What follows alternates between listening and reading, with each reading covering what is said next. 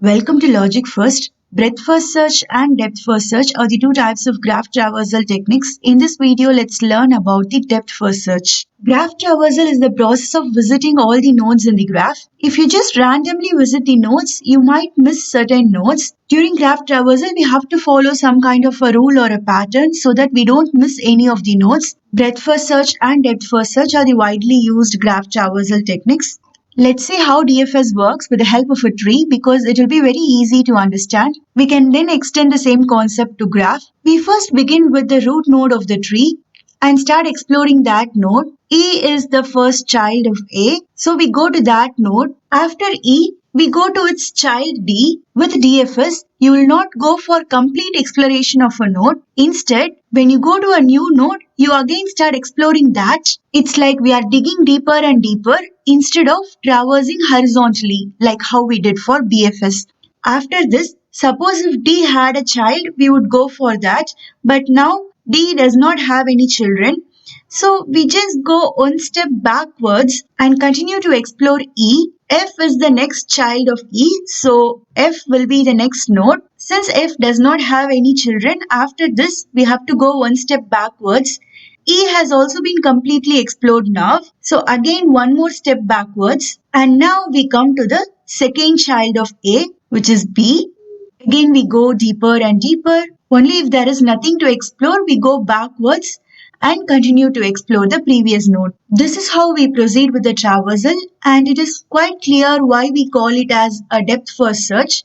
We are traversing in this way, like digging deeper. So what we are doing is just pick a node, start exploring that. E is the first child. Don't go for the second child. Now this node becomes a priority. Start exploring this now. Only if you reach a point where there is no exploration possible anymore, only then you go one step backwards and continue to explore that node. Expanding the same concept for graphs, we first pick some node in the graph, say A. E, B and G are the adjacent nodes of A. Just pick any of these nodes. We can go with E. Now, don't go to B. If you do that, it will become breadth first search. So, we have to now again start exploring E. A, F and D are the adjacent nodes of E. A has already been picked. So, we can pick any of the other two. Let's go with D. Again, C is adjacent to D apart from E. So, we can go to C now. B, H and D are the adjacent nodes of C. Here we can pick B. While exploring B, we see three adjacent nodes that are not yet visited,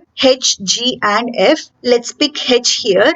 Now, if you go to H, you see that there are no unexplored nodes right now adjacent to it. C and B has already been added to the list. So, we are like kind of in a dead end here. Just like in trees, when we reach the bottom of the tree, what we did is just go one step backwards to continue exploring, right? So similarly here we are going to go one step backwards. We came from B to this node H. So now we are going one step backwards to B again. Again we can continue to explore B. F and G are the adjacent nodes of B. We can pick G now. Again if you go to G, it's like a dead end now. There are no more unexplored nodes adjacent to G. So you have to come one step backwards to B again. On exploring B, we find that one more node is left out, which is F. So we go to that node and we find that there are no more adjacent nodes of F that is left out. So again we come one step backwards to B and see that B is also completely explored already. So go one more step backwards to C. We came to B from C, right? So again we are coming back to C just to ensure that there are no other nodes left out. If in case there is some other node here connected to C, we will go with that node. But now it has already been explored completely. Again we go one step backwards to D. Again D is completely explored. Go one more step backwards to E. E is also explored completely. Go one more step backwards to A. A is also now completely explored. We are now back to the same node from where we started, which means we have completely explored the graph. The DFS comes to an end now.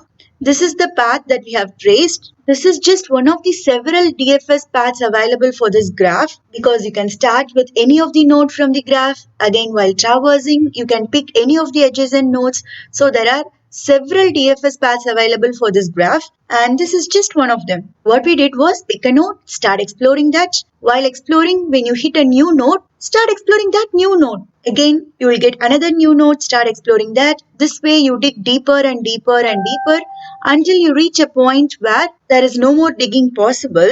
In that case, you go one step backwards from where you came and continue to explore that node. Whenever you reach a dead end, just come one step backwards and continue doing the same thing, and you trace all the way back to where you started to complete the DFS. Thinking about the implementation part, it is much easier until this point. As we are traversing through the nodes, we just keep adding them to some kind of list. But here, when you hit a dead end like this, you have to go one step backwards to the previous node, right? Going one step backwards means you need the most recent node before this node. Which data structure is going to help you find the most recent element easily? It is stacks, right? So we would think that it will be easier for us to add all these elements in a stack so that whenever we meet a dead end like this, we can just pop the most recent node and go backwards. But guess what is a much better solution for this? It is to use recursion, because recursion itself uses stacks in the background for making the function calls, right?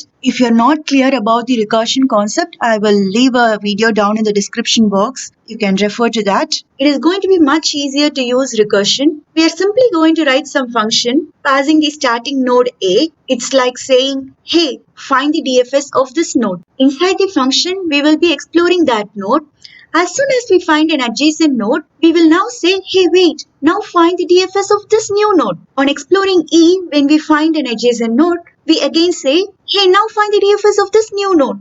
So we keep doing this until this point. Whenever there are no more unexplored adjacent nodes, we just have to go one step backwards, and recursion is going to do it automatically for us. When this function call is complete, as we are using recursion, it will go back to the previous function call and it will continue to execute that. So our job becomes much easier here. Let's see how we are going to implement this. Say we have the adjacency list of the graph that we are going to traverse. We are going to write the pseudocode for the DFS function. When the function is called for the first time, you pass the starting vertex as the argument. Here A is the starting vertex. Let's assume that A is being passed as the starting vertex for this function. What we have to do? We just have to explore the adjacent vertices of A. Just have a loop for each of the adjacent vertex. Let's say AV is each of the adjacent vertex of the vertex that we are exploring, which is V. So for each of the adjacent vertex, what you have to do? You again have to call the same function. So you just say DFS of AV, which means just find the DFS of this new adjacent vertex. Let's say this is a stack in which the recursive calls are stored in the memory. We first find the DFS of A. During that execution, we come across the same function call again. So DFS of A will be put on hold, and now DFS of E will come on top of it in the stack. Whichever function is on the top of the stack is the one that is currently getting executed. Okay, so when it comes for DFS of E, it will start exploring the adjacent nodes of E. A is the first adjacent node of E. We don't want to find DFS of A because it is already there in the stack. So when we are looping through the adjacent nodes, only if the adjacent vertex is not visited already, only then we want to make the DFS call, right? So we should have some kind of visited array lookup. The easiest way is to simply have a Boolean array. The number of elements in the array is equal to the number of vertices, each one representing each of the vertex present in the graph. At first, we mark all the vertices as false, that is, nothing has been visited yet. Once you start exploring a vertex, here in the beginning, you can mark that vertex as visited, changing the false to true here. First, we mark A as visited, and then when it comes for E, we also mark E as visited. Here, inside, only if the vertex is not already visited, we want to make the recursive call. When we add this condition, we will not be finding DFS of A again. So it will directly go to D, and now we will go for DFS of D. When it comes inside for D, we will mark D as true in the visited array. C and E are the adjacent vertices of D. We will now find DFS of C. When it comes for DFS of C, we will mark C as visited. B, H and D are the adjacent vertices of C. We will now find DFS of B. When it comes for B, B will be marked as visited. Out of this, we go for DFS of H because A is already visited, and during DFS of H, we will mark H as visited. On looping through the adjacency list, we see that both of these has already been visited, B and C. It has been marked as visited. So this loop gets ended, which means DFS of H itself is ended. The function will be returned. It will be returned to from where it was called. It was called from DFS of B, right? So that will now become active again. It will continue to execute. It has already executed until here, H. It will resume the execution. It will not again start from the beginning. It will resume from where it was left. All the information necessary to resume the operation will actually be stored in the stack. So anyways, now G is the next node. DFS of G will be added on top of stack and G will be marked as visited. Again, all the nodes of G has already been visited. So it will go back to DFS of B. DFS of B has F as the next node for processing. So it will go to DFS of F. F will be marked as visited and DFS of F will come to an end because both of these has already been visited. Go back to B. Again, in B, all are already visited. So it will go back to from where DFS of B was called. It was called from DFS of C, right? So it will go back to that. It has actually been executed till here. DFS of B was called from here. So it will continue to check the remaining vertices H and D. It has already been visited.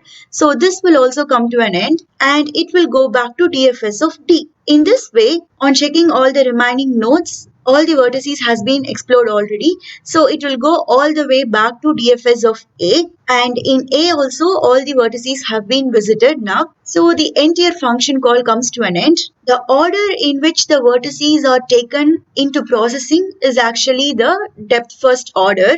So you can do whatever processing you want inside here. Maybe if you want to trace the path, you can add the nodes to a list or any other processing that has to be accomplished can be done inside. So this is the simplest recursive logic used to implement DFS. DFS is used to find cycles in a graph. It is also used to solve maze puzzles. It is used in topological sorting, path finding, and there are several other applications as well.